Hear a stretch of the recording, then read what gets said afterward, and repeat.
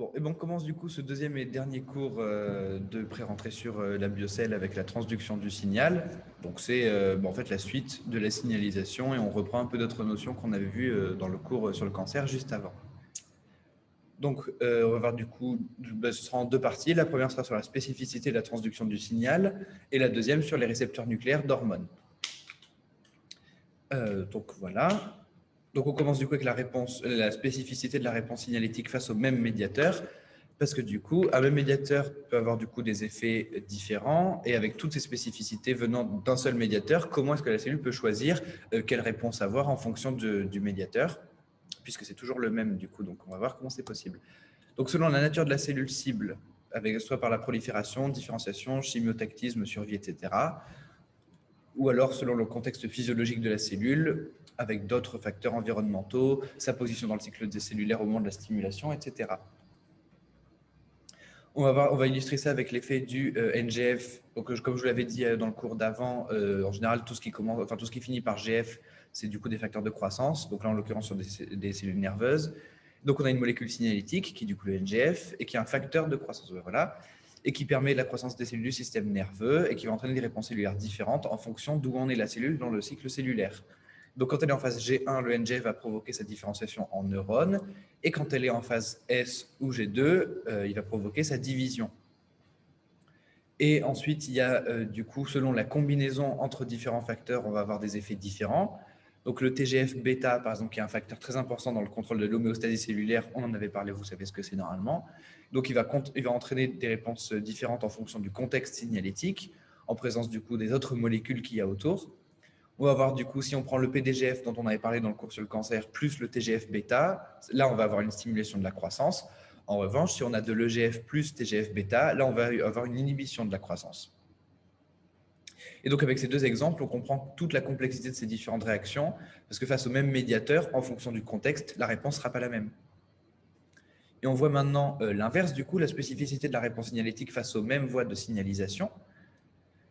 Et on a deux grandes voies principales avec des différents types de récepteurs qu'on divise en deux familles. La voie du coup des RAS MAP kinase, qu'on a déjà vu dans le cours de la signalisation au premier semestre, et que là on va mieux expliquer, et la voie des phosphoinositides. Donc, les médiateurs cellulaires empruntent ces deux voies de signalisation via leurs récepteurs, mais comment est-ce qu'on explique la spécificité de la réponse? Parce que c'est ça toute la question qu'on va se poser tout au long de ce cours-là, c'est comment la réponse peut être spécifique alors qu'on a des chemins ou des médiateurs qui sont strictement les mêmes. Donc, on a deux modèles. Le modèle qui est d'abord combinatoire, qu'on voit ici ci-contre, qui rend compte de la diversité de ces voies de signalisation. Donc, on a plusieurs étages, on a KX, KY, KZ. Là, c'est l'exemple qu'on prend, mais on peut avoir, on peut avoir autant d'étages qu'on a de... Enfin, en gros, c'est l'importance c'est de comprendre comment ce modèle fonctionne. Et donc, à chacun de ces étages, on peut créer une combinaison de possibilités. Ça marche un peu comme du deep learning, si jamais vous connaissez. C'est à chaque fois, on va prendre un chemin différent. Et donc, en fonction des étages qui sont pris, la signalisation va être différente selon son origine. Et dans la famille des MAP kinases, par exemple, on a plusieurs membres de chaque famille à chaque étage. Et le deuxième modèle, c'est la compartimentation, où on a du coup ici l'organisation dans l'espace de ces voies de signalisation. Donc, ce n'est pas uniquement abstrait, ça existe concrètement, une organisation tridimensionnelle de ces étages grâce aux protéines d'échafaudage. Donc, ces protéines sont des complexes impliqués dans le cheminement spécifique des molécules de la signalisation, où on va avoir du coup une réponse biochimique qu'on appelle R. Ça, c'est vraiment pas très important à retenir. Ce qu'il faut retenir, surtout, c'est les combinaisons. Donc, on va avoir soit RBNN, soit RNBN, et la mise en commun de toutes ces réponses, donc RNBN, RNCA et RBNN sur le schéma, qui entraîne une réponse biologique unique. Ça marche un petit peu sur le même concept que celui de tout à l'heure sur la combinaison, sauf que là, la combinaison, retenez que le modèle combinatoire, c'est du deep learning, et la compartimentation, c'est un échafaudage. Toc. Et donc, ça veut dire que si on prend les trois étages, donc là, ici, KX, KY et KZ, en fonction de la protéine d'échafaudage ou les molécules de signalisation qui y sont associées, donc on va avoir des réponses biologiques, un nombre de réponses biologiques différents qui va être énorme.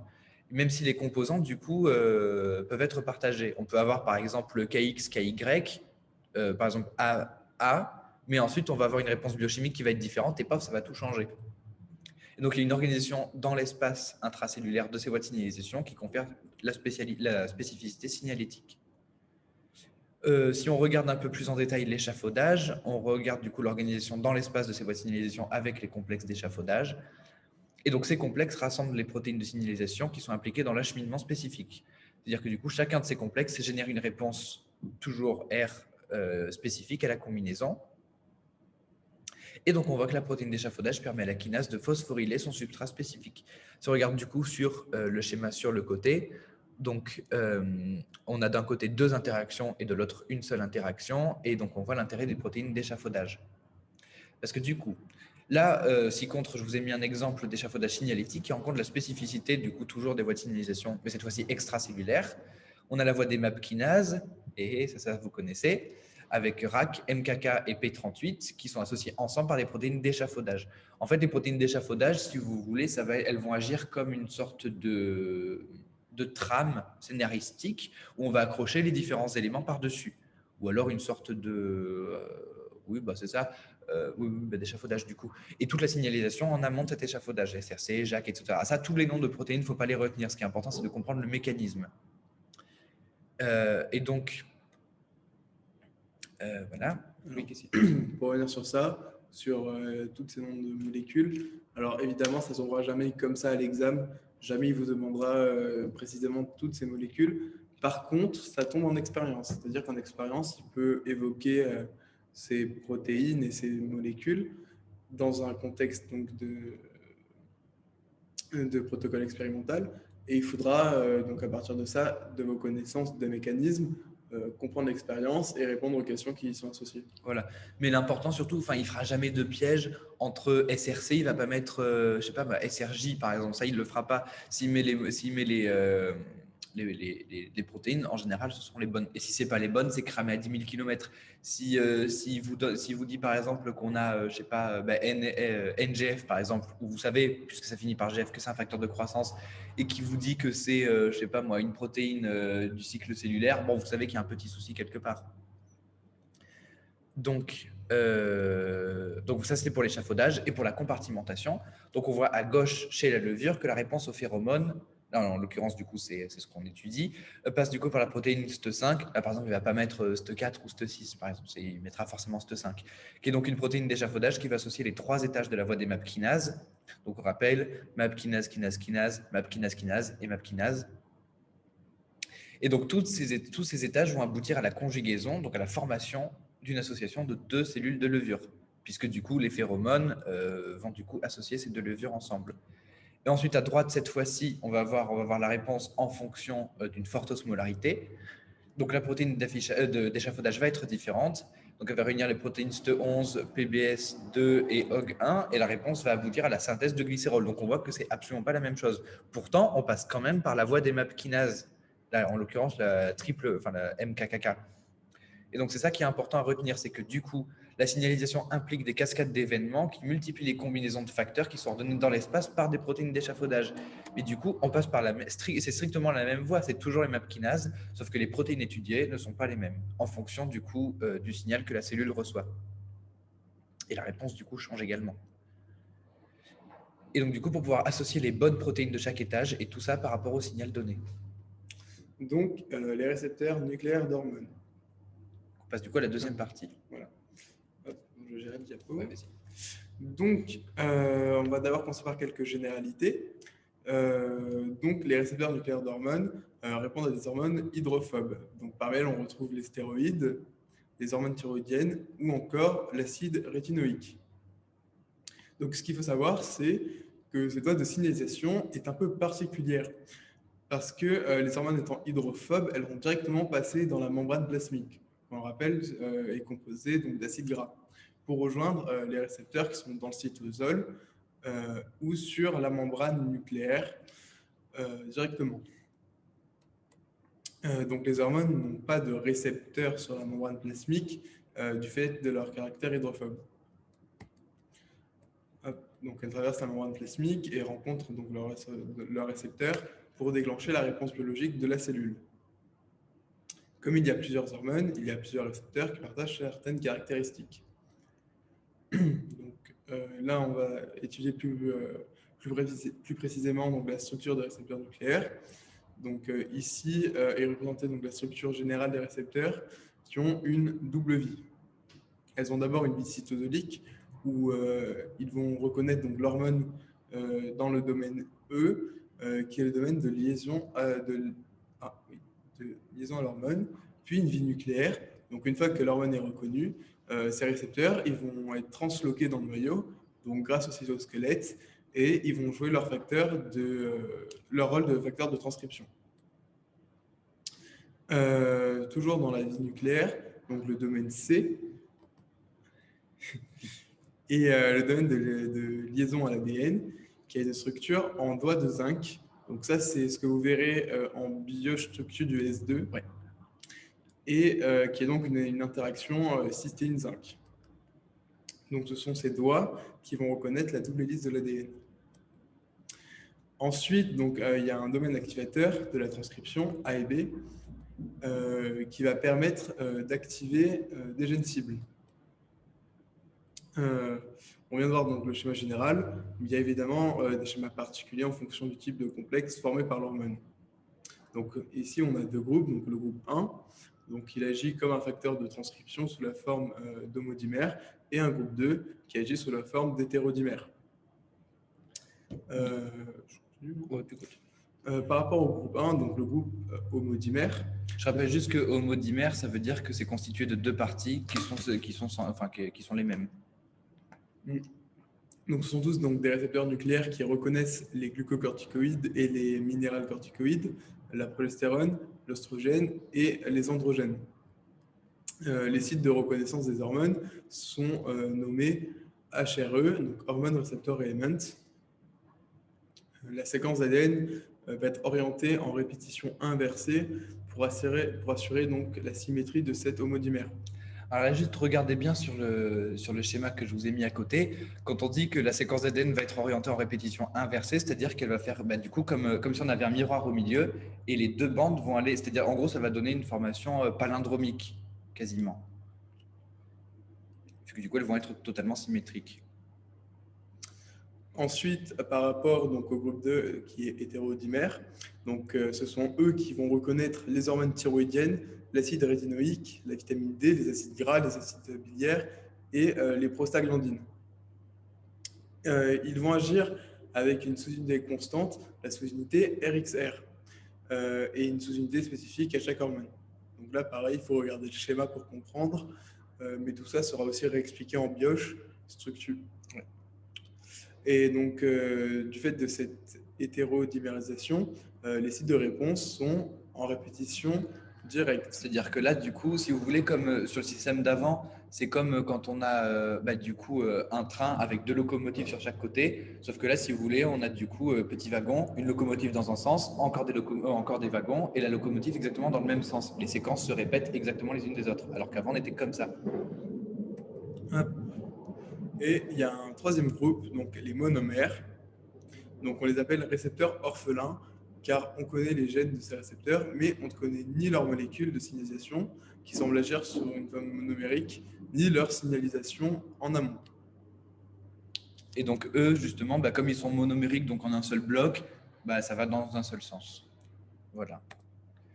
Donc, on va voir maintenant les éléments de réponse de récepteurs nucléaires. Donc, voilà, alors ça, c'est ce que je vous expliquais avant avec les histoires du coup, de répétition. Et donc oui, du coup, des séquences d'ADN. On a du coup en haut le groupe 1, où on voit que les deux vont dans le sens opposé. Et donc, on remarque du coup qu'elles sont en opposition et qu'elles sont complémentaires de la séquence inverse. C'est-à-dire que au-dessus, si vous regardez au-dessus, vous avez NNN au milieu en vert, et vous avez d'un côté vous avez CA et de l'autre TG. Vous voyez que c'est complémentaire parce que le A donne le T du coup en complémentaire, donc on est bien sur le même couple, juste du coup en complémentarité, et pareil entre le C et le G. Et si vous regardez après, etc., etc., etc., c'est toujours la même chose. Et en dessous, donc là on a RXR, RAR, VDR, TR, qui du coup sont des représentants du groupe 2, et on voit que là ils sont en répétition directe. C'est-à-dire que du coup on a exactement les mêmes séquences à la suite les unes des autres. Vous voyez que si on regarde tout à gauche, ça fait PU, G, GA, TA, etc. Et si on regarde à droite, ça fait pareil, PU, G, GA, TA, etc. Et voilà. Et du coup, et en bas, oui, c'est le même exemple de toute façon, donc c'est pas très très important. Maintenant, du coup, sur la régularisation de la transcription selon les différents groupes de récepteurs nucléaires, parce que c'est toujours ça qui nous intéresse. C'est du coup pour le groupe 1. Dans cet exemple, du coup, on a un récepteur qui est associé à la protéine HSP90, qui est une protéine de réponse au choc thermique. Et ce récepteur, enfin, le récepteur nucléaire d'hormone est dans le cytosol et va recevoir son hormone logiquement dans le cytosol, puisqu'il y est déjà. Et en conséquence, la protéine chaperone, vous vous souvenez, ça c'est quelque chose dont on avait déjà parlé et qu'on voit en biomol, il me semble, au S1, et donc qui va permettre une modification de la conformation du complexe. Parce que l'association avec son hormone et la libération de la protéine chaperone va permettre une modification de la conformation du complexe, et ce complexe qui pourra alors se transloquer au niveau du noyau. Et l'homodimérisation se produit. Homodimérisation, souvenez-vous, c'est quand les deux chaînes vont dans le même sens. Et donc, via son site de liaison à l'ADN, le complexe se fixe à l'ADN au niveau du gène de réponse à cette hormone. Et une fois qu'il y est associé, le complexe s'associe à une HAT, donc histone acyltransférase. On en avait parlé sur le noyau, si vous vous souvenez, qui permet du coup la régularisation de la transcription au niveau de la chromatine. Donc ça, vous connaissez. Et qui va donc acétyler les histones, comme son nom l'indique, permettant la transcription du gène correspondant. Et pour le groupe 2, par contre, ça va être différent, parce que cette fois-ci, le récepteur d'hormone est directement dans le noyau, donc il est plus profond. Et il est sous forme hétérotrimérique. Donc, c'est-à-dire qu'on va avoir du coup 3 parties qui vont se répéter. Et il est présent donc sur le gène cible, mais associé à une HDAC, donc l'inverse de la HAT, et donc avec son cofacteur NCOR. Ça, c'est pas très important à retenir. Donc, la chromatine se trouve sous forme condensée, les gènes ne sont pas transcrits. Et quand cette hormone va arriver dans le noyau, elle va s'associer à son récepteur qui va provoquer la libération de HDAC et de son cofacteur, et donc la liaison de HAT et de ses cofacteurs correspondants. Donc on va passer à une acétylation et donc à une décondensation de l'ADN. Et donc, grâce à l'arrivée des médiateurs de l'initiation et de la transcription, la polymérase 2 se stabilise et induit donc la transcription des gènes cibles, puisqu'on a du coup, je récapitule vite fait, on passe du coup de HDAC qui du coup force la chromatine à être condensée à d'un coup de l'histone acétyltransférase qui va acétyler l'ADN et le décondenser et donc favoriser la transcription. Hop. Donc, les récepteurs nucléaires, donc au centre d'un réseau de signalisation. Donc, les récepteurs nucléaires sont donc au centre d'un réseau de signalisation complexe qu'ils peuvent réguler et qui interagissent avec différentes voies de signalisation. Donc, la MAP kinase, la voie PKC, la voie PKA et les agonistes et antagonistes. Et après, d'autres facteurs de transcription, donc FNKB, etc. Toutes ces voies sont connectées et entraînent une réponse complexe de la cellule qui, elle, intègre toutes ces informations pour donner une réponse biologique unique. Donc, plusieurs messages, plusieurs messagers peuvent avoir le même but. Ça va juste dépendre de l'organe qui envoie le message, du tissu qui envoie le message. Et donc, tout ça aura une même réponse. Les implications donc, des récepteurs nucléaires dans des processus oncogéniques. Donc, on rappelle que des dysfonctionnements ou modifications, altérations des voies de signalisation peuvent être à l'origine de certaines maladies. Par exemple, donc dans le cancer, la cellule interprète les résultats des voies de signalisation de manière erronée, voire ne les interprète pas du tout. Ça reprend un peu mon cours que je vous avais fait juste avant, où on voit qu'elle va se débarrasser de la sénescence pour proliférer. La leucémie aiguë Myélocytique, j'arrive jamais à prononcer, est souvent donc, causée par la fusion entre des gènes de récepteurs nucléaires d'hormones, comme RAR-alpha avec PML. On a aussi donc, dans les hépatocarcinomes la sous-unité RR-bêta, qui peut être associée donc, à la protéine HBV, entraînant donc la troncation de ces récepteurs nucléaires d'hormones. Et donc, du coup, s'ils sont troqués, ils n'ont pas les informations qui disent d'arrêter de proliférer. Et donc, du coup, ils peuvent proliférer, et ça crée donc un hépatocarcinome. Ah. Bon. Alors, soit il manque, soit on a fini là. Ah ouais, il me semblait que c'était pas la fin. Si, là, c'est pareil. D'accord. De toute façon, tu comprends ça, et on va conclure. Donc, on en a fini pour la biocelle. OS2 à chaque OS2. rentrée. Et donc, on se retrouve évidemment aux petites séances TUT où on n'a plus que 5 petits QCM. On